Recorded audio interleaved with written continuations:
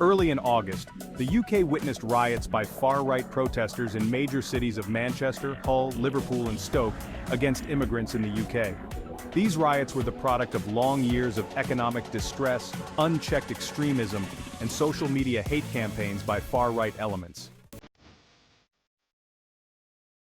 The British economy, post-World War II, faced massive economic hardships due to decolonization and the loss of cheap raw material and a large market to sell its goods.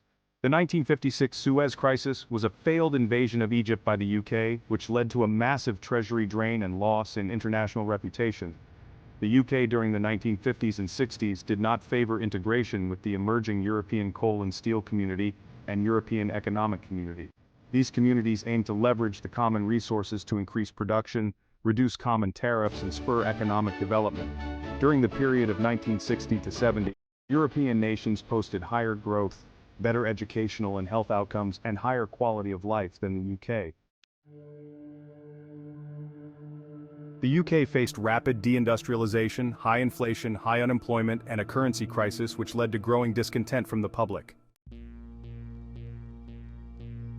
During the 70s, the Troubles began on the status of Northern Ireland, which was geographically part of Ireland but administratively part of the UK.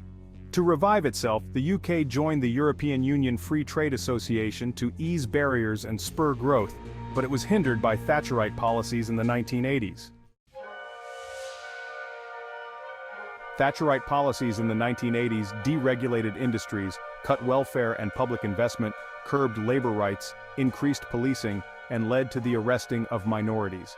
As an effect, the economic growth from European integration was enjoyed by a few, while real wages stagnated in the UK from the 1990s, and income inequality rose. This resulted in homelessness, unemployment, rising poverty, and led to increased attacks on minorities and immigrants, as they were portrayed as the problem. In 1992, the UK signed the Maastricht Treaty, which created the European Union, but opted out of being part of the Eurozone and Schengen free movement regime. This led to further inequality as capital and cheap labor from Balkan states flooded into the UK, replacing UK citizens in the dwindling agriculture and manufacturing sectors. The UK economy became services-based, thus moved to growth based on capital rather than labor as the largest British manufacturing firms closed in the 2000s.